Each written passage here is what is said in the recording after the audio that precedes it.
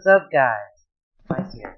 So, today we're gonna read another exciting reading of Way of Departed. And now, this is getting so much excited right now for you guys listening right here.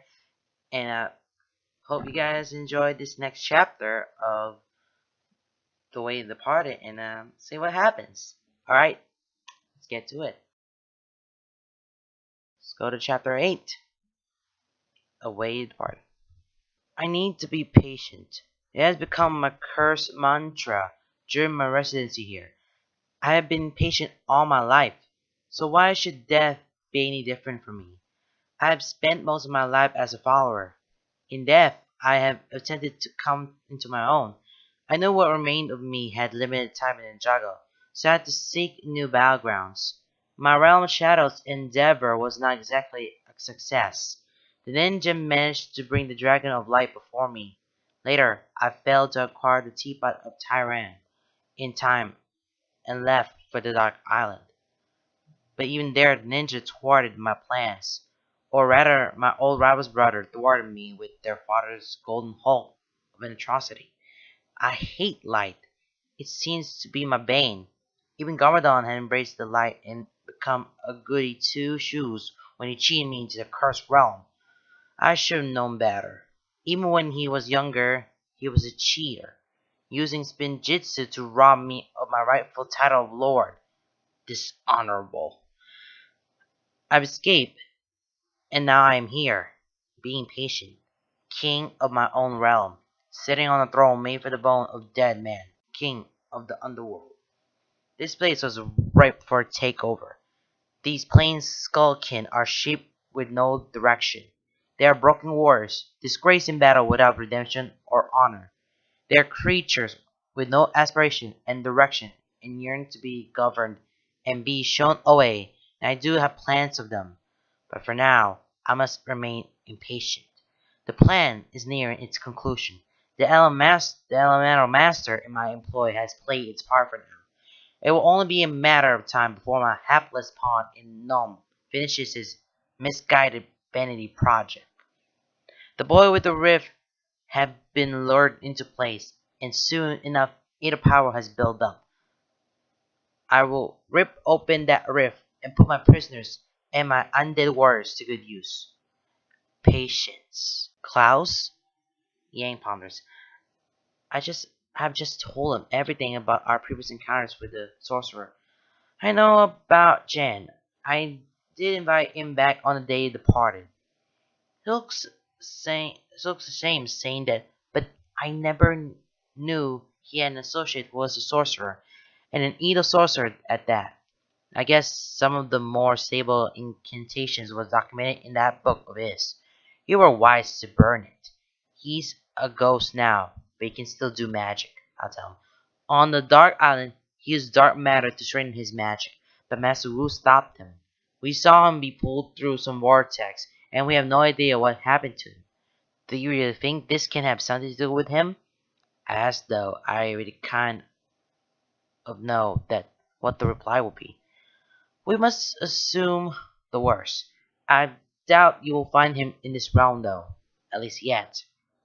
Ghosts can only sustain themselves for so long in Ninjago without being attached to a physical vessel. But you know this. But the mere thought that there is still an evil sorcerer out there somewhere is indeed troubling. I must ponder this. It looks like he is about to withdraw from the painting, but I stop him. You need to know about Duran's dream. It's not clear yet, he shakes his head, but there are three things you, Duran, and Mora have in common.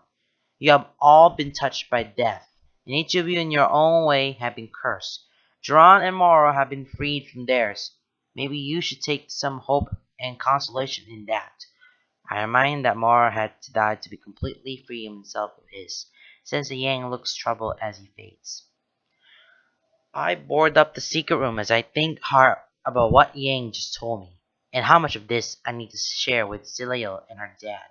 I am in two minds about how much I can trust them. My mind is racing with connections. Me, Duran, Morrow, even Klaus.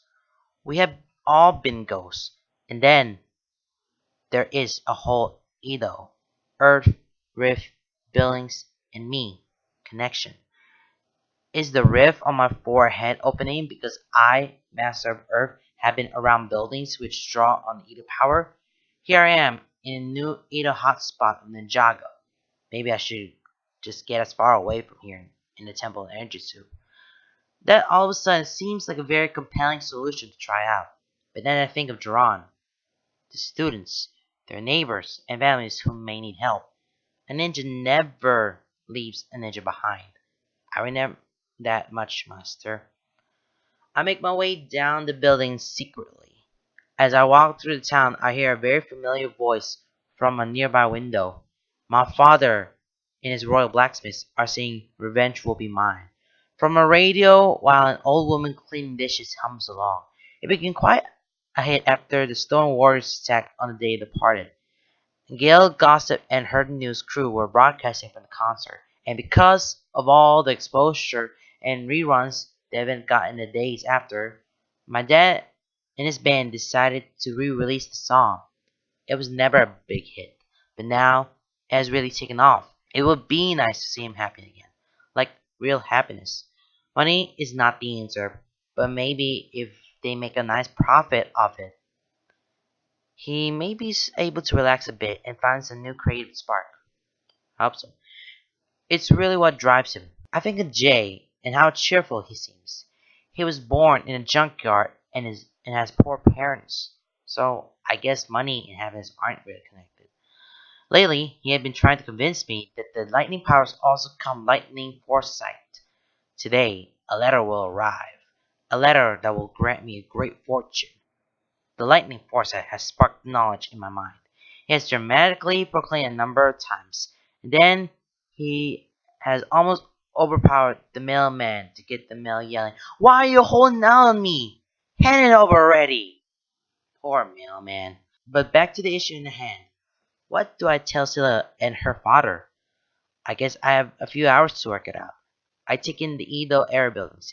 They seem like a threat to me now, like an enemy waiting to strike. The rift on my head hurts, and I hear the voice from the dream call my name again. I convince myself that I just imagined it, but it seems all too real. I recognize the voice, but it's not the tender voice from my childhood anymore. It is filled with sorrow and desperation, the kind of tone you speak into one who is beyond your reach. As Cole walks down the street, a pair of eyes watch him, or rather than empty pair of eye sockets on a creature that has been promised by its new king soon to be whole again. Hey guys, that is the end of the chapter right now, and I'm gonna see you guys next time for a brand new chapter, and I hope you will enjoy it. Probably working on the setting up right here because it's a microphone. I set up that thing the whole time so that I can just like speaking myself to the mic on it and make sure it just can hear my little voice on it. So yeah, that works. Okay, guys, I'll see you. Bye.